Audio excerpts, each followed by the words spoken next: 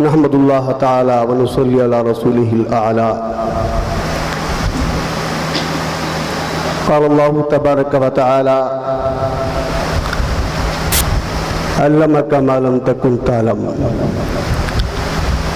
صدق اللہ العظیم۔ سیدنا حضور امیر الاولیاء علیہ الرحمۃ والرضوان طریقت و معرفت، تفسیر اصول حدیث اور دیگر علوم کے ساتھ ساتھ جو سب سے اہم اور دلچسپ موضوع ہے وہ موضوع حضور امیر الاولیاء، تصوف اور سائنس، جو اس خاکسار کو دیا گیا اس سے چند مشہور گوشے آپ حضرات پہ گوشے گزار کرنے کی سعادت حاصل کر رہا ہوں۔ تصوف میں خانقاہ مداریہ مکن پور شریف فقید المثال اور منفرد حیثیت کا حامل ہے۔ یہاں باقاعدہ تزکیہ و احسان، تقوی و طہارت، زہد و قناعت، قرآنی رموز و نکات کی عارفانہ توجیہ و تشریح کا درس دیا جاتا ہے۔ علوم ظاہریہ دینیہ کے علاوہ روحانی علوم سے آراستہ اور ایک سادہ انسان کو کمال و شرف کا حامل بنایا جاتا ہے، اور یہ سلسلہ تاہنوز جاری ہے۔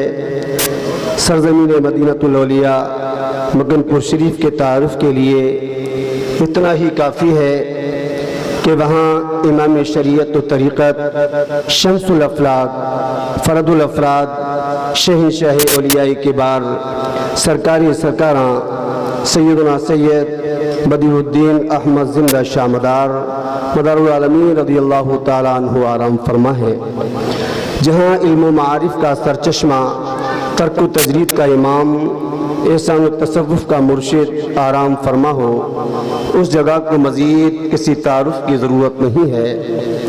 838 ہجری سے لے کر آج تک ان کی اولاد اپنے اسلاف کے نقش قدم پر بطریق احسن عمل پیرا ہے۔ اس دوران میں مکن پور شریف کو متعدد بار آزمائشوں، مختلف نشست و فراز سے گزرنا پڑا۔ تاریخ گواہ ہے کہ انگریزوں کے ظلم و استبداد میں مکن پور کی روشن تہذیب کو ملیا میٹ کر دیا۔ حضرت سیدنا سید خان عالم میاں جعفری علیہ الرحمہ کے ساتھ دیگر سینکڑوں سادات بزرگوں کو ہتھنی والی انگلی سے لٹکا کر پھانسی کے گھاٹ اتار دیا گیا، مگر یہاں کے بزرگوں اور حامیان اسلام کے پائے ثبات کو لغزش تک نہ آئی۔ اس تاریخی مد و جزر کے باوجود یہاں صوفیاء کرام کی محفلیں پر رونق رہیں اور علم سینہ بسینہ منتقل ہوتا رہا۔ دین حق کے تحفظ و ناموس رسالت کی گھٹی بتدریج نسل نو کو پلائی جاتی رہی۔ یہاں کے خدا پرست بوریا نشینوں کو کوئی طاقت ہراساں نہ کر سکی۔ نتیجے میں اولاد ہرسے خواجگان میں اکابر و اعاظم اولیاء اللہ، اہل بصیرت علماء دین ہر دور میں پیدا ہوتے رہے۔ دعوت حق و ارشاد کا یہ قافلہ جو کی تو اپنی تمام ترب سامانیوں کے باوجود مزید آگے بڑھتا رہا، اور اہل نظر تشنگان روحانیت کی قبلہ گاہ اور مرکز بنتا رہا۔ شرفاء مکن پور میں خاندان ابو الوقار کو آج بھی بحمدہ تعالی عزت و احترام، حرمت و احتشام سے دیکھا جاتا ہے۔ تقریباً 1 صدی سے یہاں کے اولو العزم پیران باوقار زیادہ تر اپنی روحانی تکمیل یہیں سے کرتے آئے ہیں۔ اسی خاندان ابو الوقار کے ایک عظیم چشم و چراغ کو، جسے پیر طریقت، منبع روحانیت، تاجدار فقر، امیر الاولیاء سید منظر علی جعفری مداری علیہ الرحمہ کے نام سے یاد کیا جاتا ہے۔ تزکیہ و تصوف، احسان و اطاعت، وفا و صفا، تضرع و انکسار ہمیشہ جس کی رگوں میں دوڑتا رہا۔ تہذیب و اخلاق، مہمان نوازی جس کا طرہ امتیاز رہا، جو رہروان عشق حقیقی کا قافلہ سالار رہا۔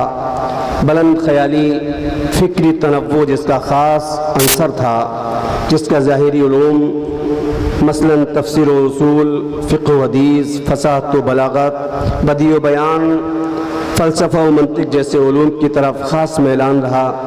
من جملہ علوم متذکرہ کی جدید سائنس سے بھی خاص دلچسپی رکھتے تھے، جیسا کہ آپ کی تصنیف صوفیاء اسلام اور جدید سائنس سے ظاہر ہے۔ معزز حاضرین کرام، اس مقالے کو لکھنے میں بارہا آقائی مولائی مرشدی شیخ طریقت حضرت علامہ الحاج ڈاکٹر سید محمد مرتضیٰ حسین صاحب قبلہ مدد اللہ النورانی نے رہنمائی فرمائی، اور آپ کی حیات طیبہ کے عظیم گوشے اور علمی نوعیت کی جانب توجہ دلائی، جس میں حضور امیر الاولیاء علیہ رحمت و رضوان کا تعلق ایک صوفی باصفا ہونے کے ساتھ ساتھ سائنس اور قرآن، دین اور دنیا دونوں کو امتزاج دے کر پیش کرنا تھا۔ لہٰذا انہوں نے اپنی تصنیف سائنس کی روشنی میں روحانیت کے وہ رموز و نکات پیش فرمائے جو سیدھا طور پر پیش خدمت ہے۔ قرآن کا سائنسی تصور کوئی بھی فن ہو جس کا تعلق اسلام اور دین فطرت سے ہو، اس کی بنیاد ضرور قرآن و سنت پر ہوگی۔ چونکہ تصوف بھی ایک ایسا عظیم اور منفرد فن اور منقح نظریہ ہے جس کی اساس اور اصول و حدود و قیود قرآن و سنت پر مبنی ہے، اس لیے ضروری تھا کہ قرآن کا سائنسی تصور پیش کر دیا جائے تاکہ حضور امیر الاولیاء رضی اللہ تعالیٰ عنہ کا سائنس کی بابت تمسک کرنا عین دلیل کے مطابق ہو سکے، اور اس چیز کی بھی وضاحت ہو جائے کہ دعوت دین جو سرور کونین صلی اللہ تعالیٰ علیہ وآلہ وسلم کے منصب نبوت اور بعثت میں شامل تھی، اس میں کئی حکمتیں تھیں جن کو سمجھنے کے ملحدانہ فکریں قاصر رہیں۔ قرآن مقدس میں 1000 سے زیادہ ایسی آیات ہیں جن سے سائنس اور ٹیکنالوجی کی طرف رہنمائی ہوتی ہے۔ متعدد علوم جدیدہ کا پتہ قرآن سے بآسانی لگایا جا سکتا ہے۔ یوں تو بفحوائے تبیانا لکل شیء، ہر علم اور فن کا تفصیلاً یا ضمناً صراحتاً یا کنایتاً حال موجود ہے۔ فن تخلیقیات کو ہی لے لیجئے جسے جدید سائنس میں کاسمولوجی کا نام دیا جاتا ہے۔ از اول تا آخر اس فن کے بہت سے اشارے قرآن مقدس میں ملتے ہیں، مگر موٹے طور پر ہم یہاں وہ علوم شمار کراتے ہیں جن کو اصول و ضوابط کے ساتھ مکمل طور پر فنی حیثیت حاصل ہے، اور جدید سائنس نے ان میں سے ہر ایک کا اپنی زبان میں اصطلاحی نام دیا ہے جن سے استفادہ کرنا دنیا کے ہر فرد کی ذمہ داری ہے۔ مثلاً علم تحقیقیات، کاسمولوجی، فزکس، علم آب یعنی ہائیڈرولوجی، علم ارضیات، جیولوجی، علم البحر، اوسمنولوجی، علم نباتات، باٹنی، علم الحیوانات، زولوجی، علم طب، میڈیسن، علم طبیعیات، میٹا فزکس، علم جنین، ایمبریولوجی، علم فلکیات، ایسٹرونومی وغیرہ وغیرہ